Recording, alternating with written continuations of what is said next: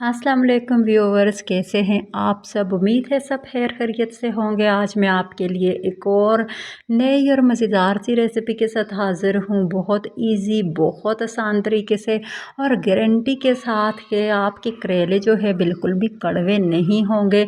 इतने मज़े के बनेंगे कि बच्चे और बड़े सभी मज़े से और बहुत शौक़ से खा जाएंगे। इतने ज़बरदस्त करेले आप किस तरह से बनाकर रेडी कर सकते हैं, तो वीडियो को फुल आपने वॉच करना है, एंड तक वीडियो को देखना है। कहीं से भी वीडियो को आगे पीछे आपने नहीं करना है, तो जब भी आप जान पाएंगे कि आज मैंने ये रेसिपी किस तरीके से बनाई, इसमें कौन कौन से मसाले ऐड किए और ये इतनी मज़ेदार सी रेसिपी, चटपटी सी रेसिपी बहुत ही कम मसालों से किस तरह से रेडी हुई है। तो जी देख सकते हैं माशाअल्लाह से कितने प्यारी लुक है इस रेसिपी की, और खाने में तो इतनी लाजवाब है कि आपको भूख नहीं भी होगी तो आप जो है 2 रोटियां तो लाजमन ही खा जाएंगे।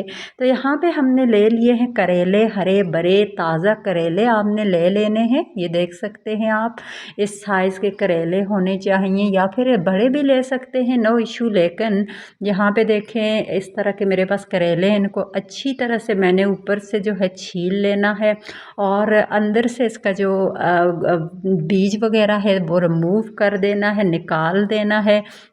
यहाँ से आपने इसको आगे से और यहाँ से इसे कट करके ना, तो इसका दरमियान में से आपने छुरी के साथ इस तरह से कट लगाना है, और फिर किसी चम्मच की मदद से आपने इसके अंदर जो है सारा बीज वगैरह वो रिमूव कर देना है। तो चलते हैं कट करके दिखाते हैं आपको। यहाँ पे देख सकते हैं ये तमाम करेले मैंने कट कर लिए, लेकिन मैंने इनको ऊपर से छीला नहीं है।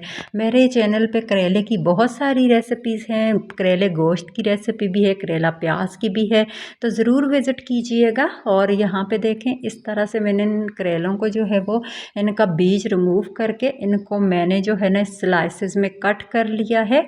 और अब जो है ना हम इन्हें नमक लगा के बिल्कुल नहीं रखने वाले, क्योंकि हमने इन्हें बॉयल करना है। तो यहाँ पे मैंने पानी रख लिया था बॉयल होने के लिए।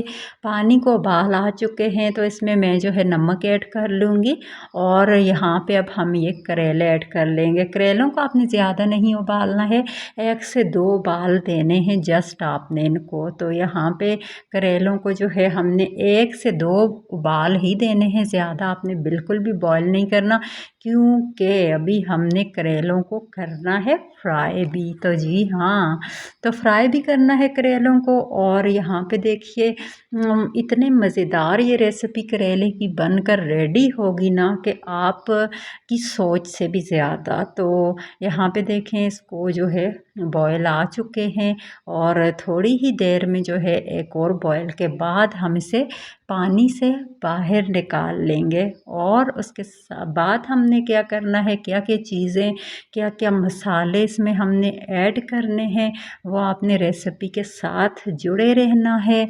और जैसा कि मैंने बताया कि मेरे चैनल पे बहुत सारी रेसिपीज़ हैं, तो प्लीज़ आपने सारी रेसिपीज़ को जाके देखना है, तमाम वीडियो को वॉच करना है। तो करेलों को हम पानी से बाहर निकाल लेंगे। यहाँ पे आप कोई पच्छी या कोई स्टेनर ले लीजिए, नीचे बर्तन रख दें ताकि पानी नीचे ना गिरे, और इसमें तमाम करेले जो है ना वो आप ऐड कर लें इस तरह से। तो इसका मैंने सारा पानी पहले रिमूव किया था, लेकिन ये दोबारा जब मैंने इसे पच्छी में ऐड किया है ना, तो यहाँ पे देखें करेलों को हमने फ्राई कर लिया है। एक स्टेप मैंने फ्राई कर लिया है। टाइम की बचत भी करनी है, क्योंकि आपको मैं ज़रूरी स्टेप दिखा रही हूँ इसमें। तो यहाँ पे देखिए ये करेले हमारे फ्राई हो चुके हैं, और यहाँ पे मैंने कढ़ाई में मज़ीद और करेले ऐड कर दिए हैं। इसी तरह स्टेप बाय स्टेप आपने तमाम करेले फ्राई करने हैं, एक ही तरीके से फ्राई करने हैं तमाम के तमाम करेले। तो यहाँ पे देखें इनको भी अब हम फ्राई करने लगे हैं, और इसी तरह आपने तमाम करेले फ्राई कर लेने हैं। तो जनाब, और भी मेरे चैनल पे जैसा कि मैंने आपको बताया है करेले की रेसिपीज़ मौजूद हैं। करेला दाल की रेसिपी है, करेला गोश्त की रेसिपी है, तो यहाँ पे अब हम जो है एक हाफ़ कप घी ऐड कर दिया है और उसमें ये मैंने प्याज ऐड कर दिए। बड़े साइज़ के 2 प्याज मैंने लिए थे। जैसा कि आप जानते हैं करेले में प्याज टमाटर थोड़े ज़्यादा ही जाते हैं, तो इसीलिए मैंने जो है इसमें 2 बड़े साइज़ के प्याज ले लिए और इनको लंबा लंबा सा मैंने बारीक सा कट कर लिया है। और इनको मैंने बिल्कुल भी जो है ना ब्राउन नहीं करना, बस इनकी जो इनको पकाना है। और यहाँ पे देखें कलर भी इसका चेंज नहीं करना प्याज को। और अब मैंने इसमें टमाटर ऐड कर दिए हैं। टमाटर मैंने 3 से 4 लिए हैं।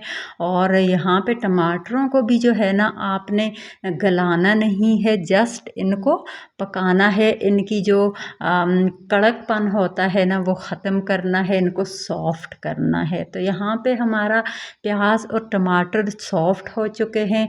अब इसमें हम साबुत धनिया ऐड कर देंगे। ये बहुत ही ज़बरदस्त खुशबू होती है इसकी।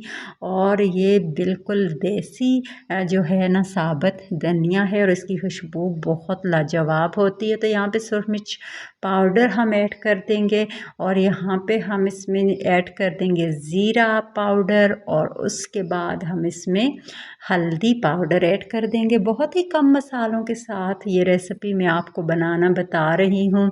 और यहाँ पे हम गरम मसाला और हल्दी पाउडर भी ऐड कर दिया और कश्मीरी लाल मिर्च पाउडर भी हमने इसमें ऐड कर दिया है। और अब हम इसमें नमक भी ऐड करेंगे। तो यहाँ पे नमक मैंने पहले करेलों को नहीं लगाया था, जस्ट बॉईल करते हुए पानी में थोड़ा सा नमक ऐड किया था। तो यहाँ पे जो है देखें माशाल्लाह से हमारा मसाला जो है वो कितना ज़बरदस्त कर रेडी हो चुका है। जी हाँ, तो अब हम आलू इसमें ऐड कर लेंगे। ये देखें बारीक से स्लाइसेस में कट किए हुए तकरीबन मैंने आधा किलो आलू लिए थे और अब इनको हम इसमें ऐड कर लेंगे। और यहाँ पे इसको मैंने जो है बारीक कट किया है और बिल्कुल करेले के साइज़ पे ही मैंने इसको कट किया है, ना बड़े हैं ज़्यादा ना छोटे हैं। तो यहाँ पे हमने क्या करना है कि हमने आलूओं को जो है पका लेना है सबसे पहले, क्योंकि आलू कच्चे हैं और करेले जो है वो तो हम ऑलरेडी फ्राई कर चुके हैं। तो यहाँ पे अब देखिए हमने जो है ना करेले अभी ऐड कर दिए हैं। हमने आलूओं को थोड़ा सा जो है ना वो पका लिया था, हाफ़ पका लिया था हमने। और इसमें हमने करेले ऐड कर दिए। बाकी जो आलू है वो दम पर अच्छे से गल जाएंगे। तो जैसा कि आलूओं को हमने बारीक कट किया हुआ है तो ये जल्दी ही गल जाएंगे। तो फ्राई किए हुए करेले इसमें आपने ऐड करके अच्छी तरह से मिक्स कर लेना है। तो यहाँ पे देखिए बहुत अच्छा सा हमने इसको मिक्स कर लिया है। और अब हम इसको जो है ढक्कन लगा के दम पर छोड़ देंगे।